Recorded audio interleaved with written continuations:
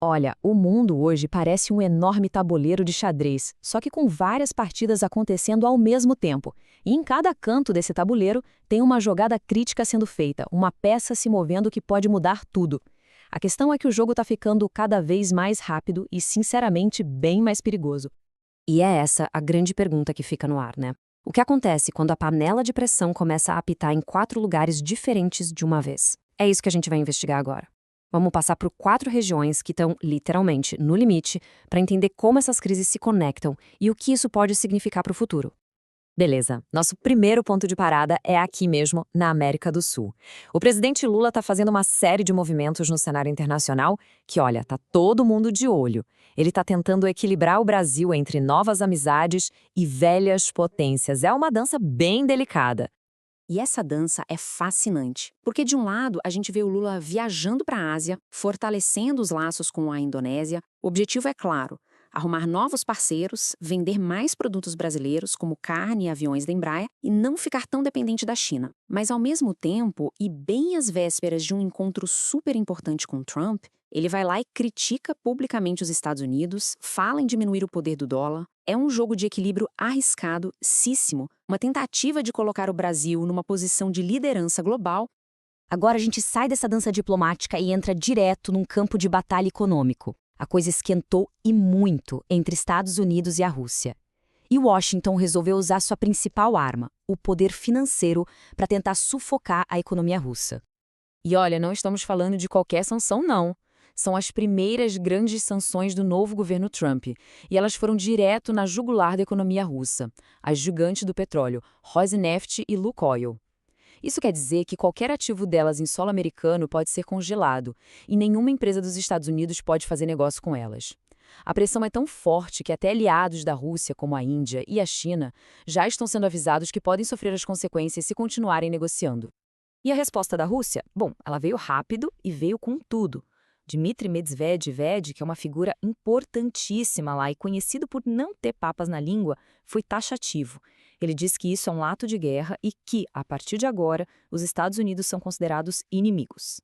É uma escalada na retórica que deixa todo mundo bem preocupado. E isso tudo não é só conversa, não. O impacto foi imediato. No mundo real, o mercado de energia sentiu o golpe na hora.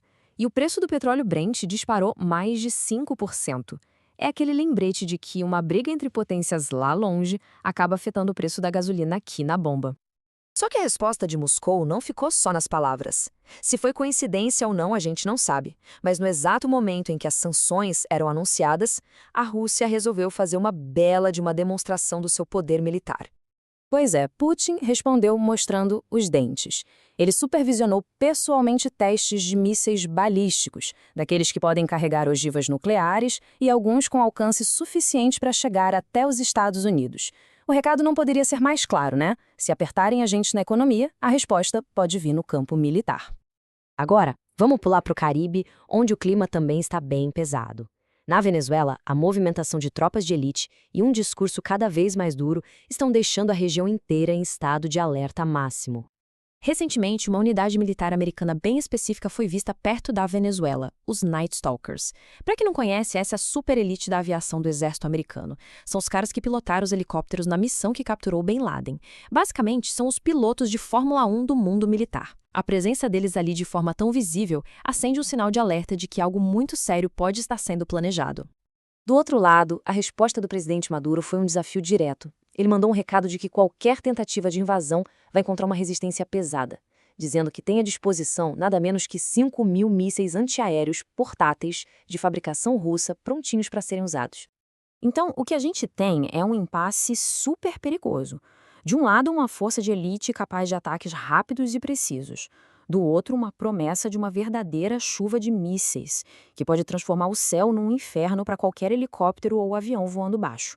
Qualquer passo em falso ali pode virar uma tragédia. E nosso último ponto quente nos leva para o Oriente Médio.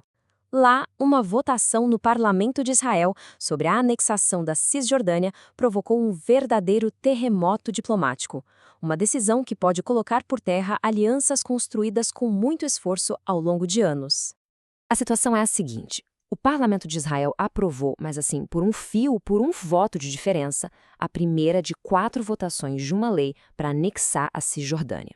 Ainda não é a decisão final, mas só esse primeiro passo já foi o suficiente para soar todos os alarmes diplomáticos ao redor do mundo.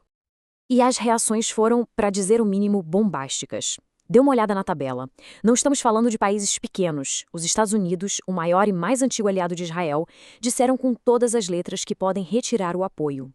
E os Emirados Árabes Unidos ameaçaram rasgar os acordos de Abraão, que foi o maior avanço pela paz na região em décadas. A pressão sobre Israel agora é simplesmente gigantesca. Então, vamos juntar as peças. Temos uma manobra diplomática arriscada no Brasil, uma guerra econômica aberta entre EUA e Rússia, um impasse militar perigosíssimo no Caribe e uma crise de alianças no Oriente Médio. A pressão está no máximo em todos os cantos do tabuleiro. A grande pergunta que fica é: onde é que a corda vai arrebentar primeiro? Qual vai ser a primeira peça do dominó a cair?